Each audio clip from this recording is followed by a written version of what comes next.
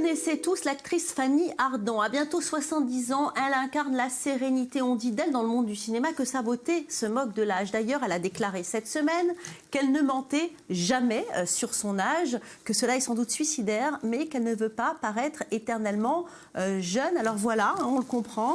Vieillir, ça n'est pas facile lorsqu'on est une femme, Joëlle Lévy. Alors on va en parler avec vous. Pourquoi c'est compliqué de vieillir de nos jours ?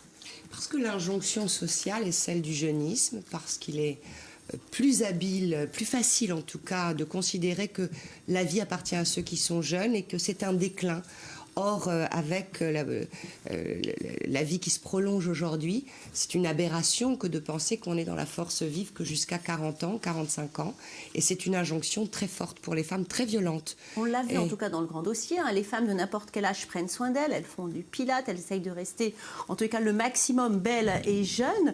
Comment on fait pour vieillir dans une société comme ça qui prône la beauté, la jeunesse, les silhouettes parfaites ? C'est pas, moi, je évident. crois qu'il faut s'occuper de soi, mais pas pour être belle et jeune, pour être bien, pour avoir encore envie de choses, pour maintenir son dynamisme. Mais vouloir paraître jeune à 60 comme à 20, ce n'est pas possible. Même si, il faut le saluer, il y a un tas de techniques aujourd'hui, notamment esthétiques, et tant mieux si elles existent. Mais si dans la tête, la femme continue de penser qu'elle est en déclin parce qu'elle n'est plus une femme qui peut procréer, c'est quand même très difficile à vivre et c'est trop violent. C'est trop violent. Les femmes participent d'ailleurs malheureusement à ça. Pourquoi ? Parce que je pense que c'est en lien avec cette idée et cette conception inconsciente de la maternité, que tant qu'elles peuvent avoir des enfants, alors elles sont utiles. Et il n'y a pas que ça. Pour une femme, parce qu'il y a des femmes qui n'ont pas d'enfants. Absolument. Alors, et puis, alors on est vieille, jeune, parce qu'on n'a pas d'enfants. C'est ça. Et puis quand on ne peut plus avoir d'enfants ou qu'on n'en désire plus, on a une utilité sociale, une utilité affective, des choses à donner, des choses à recevoir. Il est là l'équilibre. Oui, parce que en fait, notre société n'aime pas du tout vieillir. Quand on pense à la vieillesse, on pense à quoi ? On pense à toutes les capacités qu'on a perdues.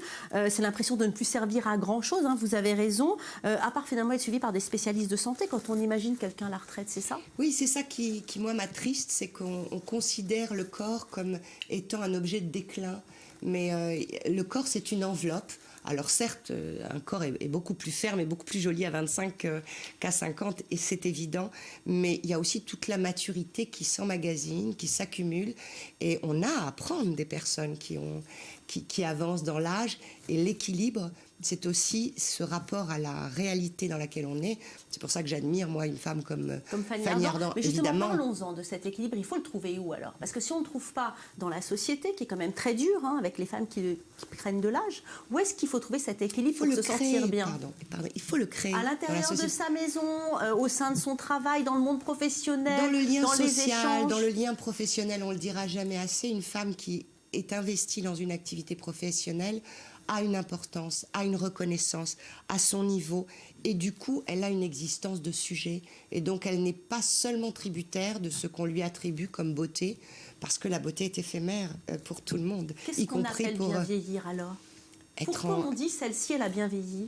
Quand elle s'aime suffisamment, y compris dans son déclin entre guillemets, quand elle s'aime, elle est suffisamment épanouie pour avoir des choses à donner, des choses à recevoir, qui sont différentes selon les âges, évidemment. Oui, Joëlle, c'est vraiment, vous êtes d'accord, c'est quand même beaucoup plus facile de vieillir quand on est un homme que quand on est une femme. Oui, parce que l'injonction n'est pas la même. Un homme grisonnant, on dit les poivres et sel, quel charme. Une femme grisonnante, on lui dit va faire une couleur. Oui. Donc ça, c'est quand même beaucoup plus embêtant. Mais on les voit maintenant, quand même, les femmes de 50 ans, elles sont de plus en plus canons. Je trouve, personnellement, quand elles s'assument, quand elles assument leur âge et qu'elles assument les choses différentes qu'elles ont à apprendre et qu'elles ont à donner, et elles ont des choses différentes. Et puis on voit de plus en plus d'hommes jeunes qui sortent avec des femmes plus âgées. Visiblement, c'est que Vous êtes d'accord, Muriel Hadas ? Oui, complètement. Oui, on est dans une génération un petit peu...